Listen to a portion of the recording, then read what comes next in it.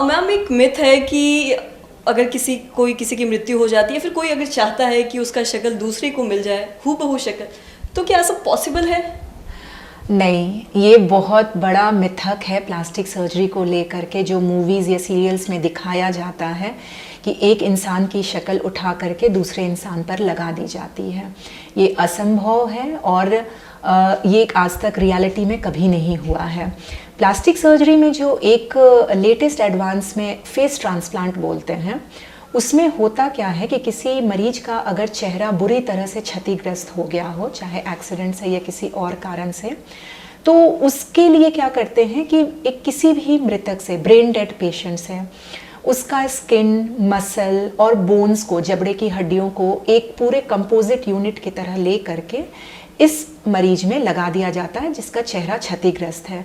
लेकिन ना उस मृतक मरीज का चेहरा हूबहू इस मरीज को मिलेगा और ना इस मरीज का अपना चेहरा हूबहू वापस रिस्टोर हो सकेगा। डिफरेंसेस रहते हैं और बहुत ड्रास्टिक डिफरेंसेस रहते हैं। वहाँ टारगेट ये होता है कि हड्डी को नए सिरे से बनाया जाए, मांस को बनाया जाए, आँखों को बनाया जाए। उसके लिए हम एक मृतक शरीर से उस ले लेते हैं, वो डोनेट करवा लेते हैं फेस, तो इसको फेस ट्रांसप्लांट बोलते हैं। लेकिन हूबहू हम शक्ल कभी नहीं हो सकते। मतलब ये जो बचपन से हम सुनते आ रहे, कहीं ना कहीं वो एक मिथ है, ये पॉसिबल ही नहीं है। ये बिल्कुल ही नहीं पॉसिबल है। और इन्हीं सब चीज़ों के कारण मैं आपके साथ शेयर करना चाहूँगी कि प्लास्टिक सर्जरी में जो डॉक्टर्स होते हैं उनके लिए बहुत डिफ़िकल्ट होता है मरीज को कन्विंस करना, क्योंकि कई बार कोई मरीज ये भी कह करके आ सकता है कि मुझे अपने नाक की शेप अच्छी नहीं लग रही है, मुझे उस पर्टिकुलर एक्ट्रेस के या एक्टर के जैसा नाक चाहिए। तो ये अनरियलिस्टिक एक्सपेक्टेशंस होती हैं जिनके लिए हमें पेशेंट को कन्विंस करना बहुत मुश्किल होता है, क्योंकि ये असंभव है, इम्पॉसिबल है। तो कहीं ना कहीं मूवीज़ में जो दिखाता है उससे हमारी लाइफ डिफ़िकल्ट होती है, प्लास्टिक सर्जन्स की लाइफ। जी।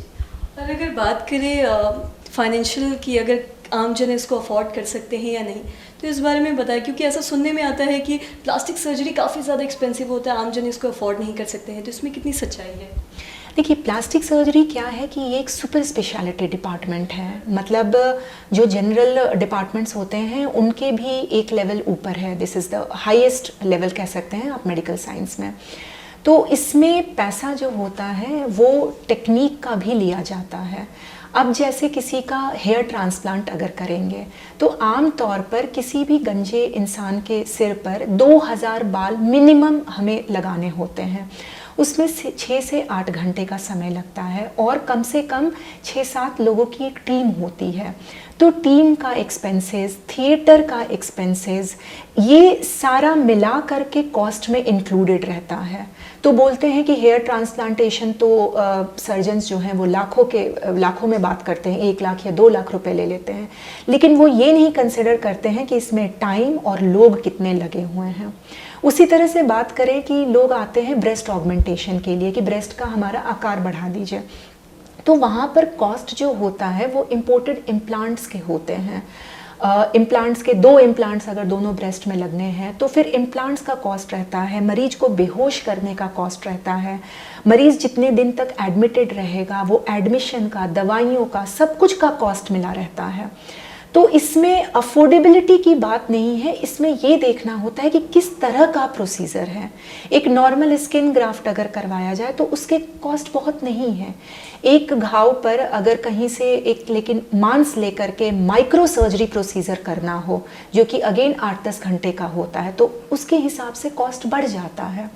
तो कॉस्ट जो है वो टाइप ऑफ द प्रोसीजर पे डिपेंड करता है। ओवरऑल प्लास्टिक सर्जरी के लिए कॉस्ट बहुत ज़्यादा नहीं है।